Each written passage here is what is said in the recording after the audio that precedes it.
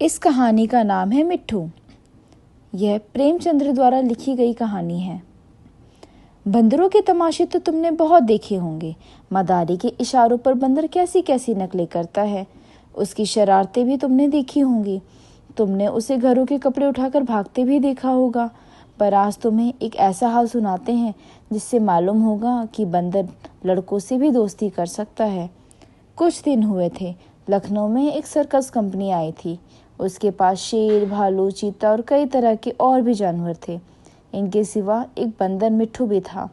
लड़कों के झुंड रोज इन जानवरों को देखने आया करते थे। मिट्ठू ही उनसे सबसे अच्छा लगता था।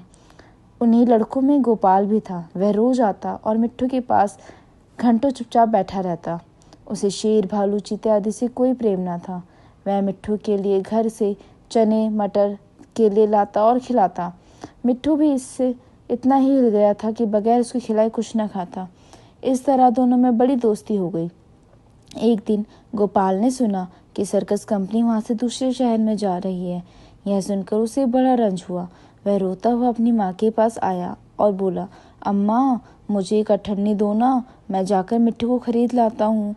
वह न जाने कहाँ चला जाएगा, फिर मैं उसे कैसे देखूंगा। वह भी मुझे ना देख पाएगा तो रोएगा ना। माँ ने फिर समझाया, बेटा, बंदर किसी को प्यार नहीं करता। वह तो बड़ा शैतान होता है। यहाँ आकर सबको काटेगा, फिर मुफ्त में उल्हाने सुनने पड़ेंगे। लेकिन लड़के पर माँ के समझाने का कोई असर ना हुआ। वह बहुत रोया। आखिर माँ ने मजबूर होकर उसे एक अठन्नी निकाल के दे ही दी। अठन्नी पाकर गोपाल मारे खुशी के फूल उठा। उसने अठन्नी को मिट्टी से मलकर खूब चमकाया। फिर मिट्ठू को खरीदने चला, लेकिन मिट्ठू वहां दिखाई ना दिया। गोपाल का दिल भर आया।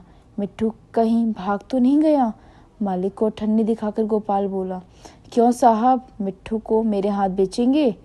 मालिक रोज उसे मिट्ठू से खेलते और खिलाते देखता था। हंसकर बोला, अब की बार आऊंगा तो मिट्ठू को तुम्हें दे दूंगा। गोपाल निराश होकर चला आया और मिट्ठू को इधर उधर ढूंढने लगा। वह उसे ढूंढने में इतना मग्न था कि उसे किसी बात की खबर ना थी। उसे बिल्कुल ना मालूम हुआ कि वह चीते के कटघरे के पास आ गया था। चीता भीतर चुपचाप लेटा था। गोपाल को कटघरे के पास देखकर उसने पंजा बाहर निकाला और उसे पकड़ने की कोशिश करने लगा। गोपाल तो दूसरी तरफ ताक रहा था। उसे क्या खबर थी कि चीते का तेज पंजा उसके हाथ के पास जा पहुंचा है। करीब था कि चीता उसका हाथ पकड़कर खींच ले। मिट्ठू ना मालूम कहाँ से आकर उसके पंजे पर कूद पड़ा और पंजे को दांतों से काटने लगा। चीते ने दूसरा पंजा निकाला और उसे ऐसा घायल कर दिया कि वह गिर पड़ा और जोर जोर से चीखने लगा। मिट्ठू की यह हालत देखकर गोपाल भी रोने लगा। दोनों का रोना सुनकर लोग दौड़े, पर देखा कि मिट्ठू बेहोश हो गया है और गोपाल रो रहा है। मिट्ठू का घाव तुरंत धोया गया और मरहम लगाया गया। थोड़ी देर में मिट्ठू को होश आ गया।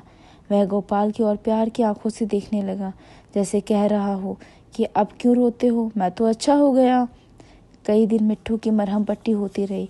आखिर वह बिल्कुल अच्छा हो गया। गोपाल अब रोज आता और उसे रोटियां खिलाता। आखिर कंपनी के चलने का दिन आया।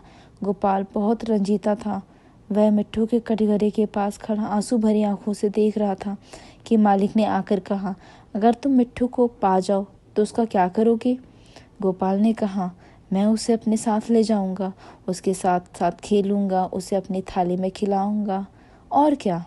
मालिक ने कहा, अच्छी बात है, मैं तुम्हें बिना अठन्नी के ही इसे तुम्हारे हाथ बेचता हूँ। गोपाल को जैसे कोई राज मिल गया। उसने मिट्ठू को गोद में उठा लिया और मिट्ठू नीचे कूद पड़ा और उसके पीछे पीछे चलने लगा। दोनों खेलते कूदते घर पहुँच गए।